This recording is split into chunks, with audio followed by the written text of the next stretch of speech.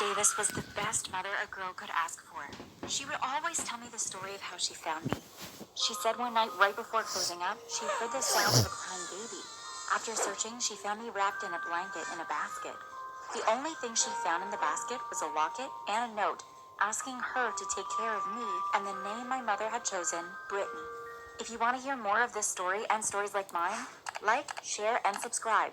Don't forget to hit that notification bell too so you'll know when more stories are uploaded.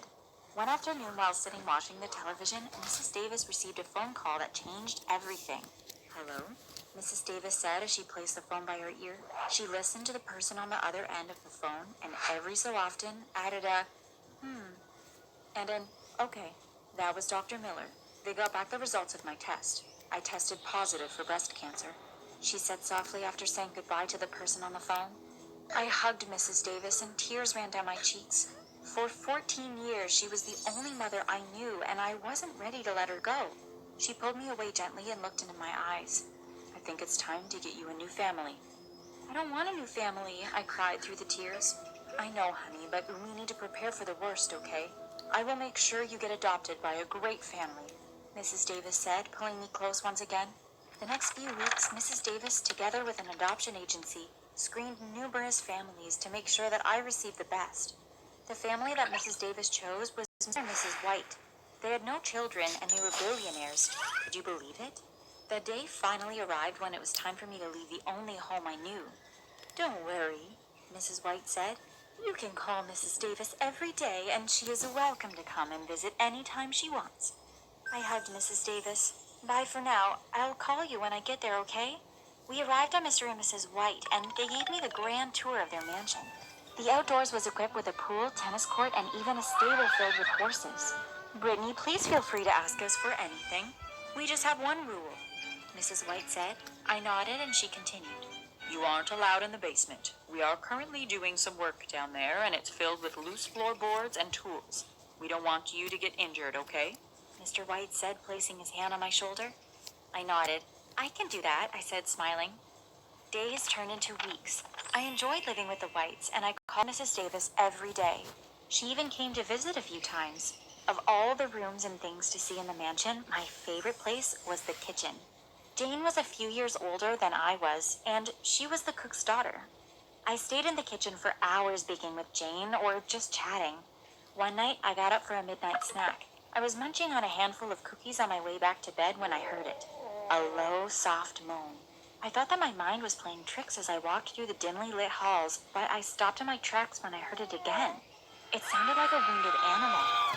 I ran as fast as I could to my room.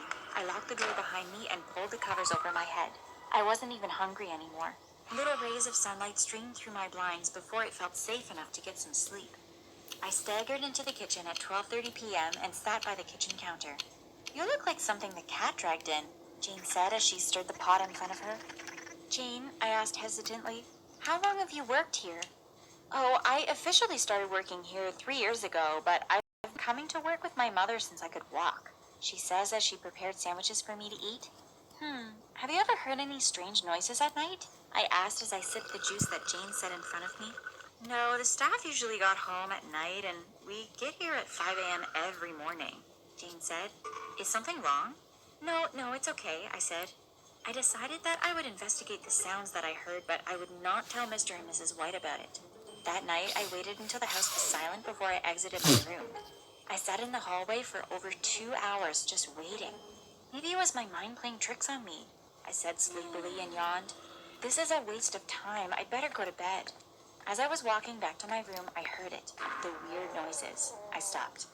Where are you coming from? I muttered to myself. I walked slowly down the hall. It was coming from the walls, through the vent. I followed the noise until it led me to the basement. Mr. White did tell me that the only rule was to stay out of the basement, I thought to myself. I heard the sound louder this time and turned the knob on the basement door. It was locked. Damn it, I thought. Tomorrow, I will have to figure out where Mr. and Mrs. White keeps the key. I walked back to bed wondering what was behind the closed door. The next day, Mr. and Mrs. White went on a 2-day conference out of the country. I spent my day in the kitchen with Jane. What's the deal with the basement? I asked Jane. Mr. White has been renovating that basement for 3 years. Not even staff is allowed in there. When he first started the renovations, though, he was acting a bit strange. Jane quickly changed the subject, maybe thinking that she had said too much. So where's the key to the door? I asked casually. Hey, why do you want the key? Jane asked. No reason, I said, and excused myself. I decided to take a walk around the grounds. I walked until I came to the back of the house. There was a window that was almost hidden behind some shrubs. I knelt and peeped in the window. The dust and cobwebs made it difficult to see. I pushed the window, but it didn't budge. I decided to sit on the floor and kicked the window. After the third kick, the window creaked open a bit. I kicked it until it was wide enough for me to fit through. I pushed my head in and peered around before lowering myself feet first. I dangled for a while before I dropped about 2 feet with a thud. I lay on my back for a few minutes before I got up and searched the basement. In the far corner of the basement, there was a long red curtain that started at the top of the ceiling and touched the floor. I walked slowly towards the curtain. I inhaled deeply before pushing the curtain to one side. What I saw was ghastly. It was a cell. Sitting in the corner of the cell with hands over his head, chained to the wall, was a man. His entire head was covered in a cast. Hello? My voice squeaked with fear. Slowly, the man turned his head towards me. I noticed that he had holes in the cast for his nose, ears, eyes, and his mouth. Hi, the man said.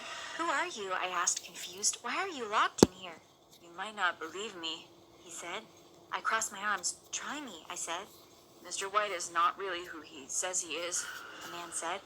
Mr. White is actually my twin brother, William. And let me guess, Mrs. White is not really Mrs. White? I said, rolling my eyes. Oh no, Mrs. White is Mrs. White. She actually is my wife. She and my brother decided to remove me from the equation and locked me in here. I felt woozy, as if the basement was spinning in front of me. This was a lot for a 14-year-old girl to take in. So let me get this straight, I said as I paced the basement floor. You are the real Mr. White, the billionaire.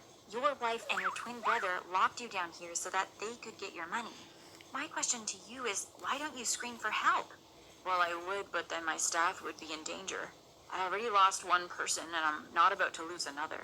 I am usually heavily sedated, so I'm guessing that Sophia and William are out of the country? I nodded. How long have you been down here? I asked. About 3 years, he said. That's about the time Jane said that something about you changed. But how do I get you out of here? Where are the keys? The keys are around William's neck. Please don't tell anyone about this. I don't want to put any more of the staff in danger. I nodded. I'll help you get out of this, I vowed. I'll be back as soon as I get the keys, okay? I pushed a table against the wall under the window and climbed out the window. I went back to the house deep in thought. I needed to get the real Mr. White out of that prison. The next few days, I pretended that everything was okay when the Whites returned. I noticed the 2 keys around Mr. White's neck, and I also noticed that he never took it off. I needed a plan, and I needed one fast. I was the real Mr. White's only hope. After about a week after meeting the real Mr. White, I got my chance. Mrs. White went out for the evening, and Mr. White was in his office doing some work. He asked Jane to send him up a cup of coffee. I offered to carry it for her. I knocked on the office door and opened it slightly. Mr. White, Jane said that you wanted some coffee. Thank you, Brittany, Mr. White said, taking the coffee from my hands. Mr. White, I just wanted to let you know how much I appreciate everything you and Mrs. White have done for me and Mrs. Davis. I began to wipe the tears from my eyes.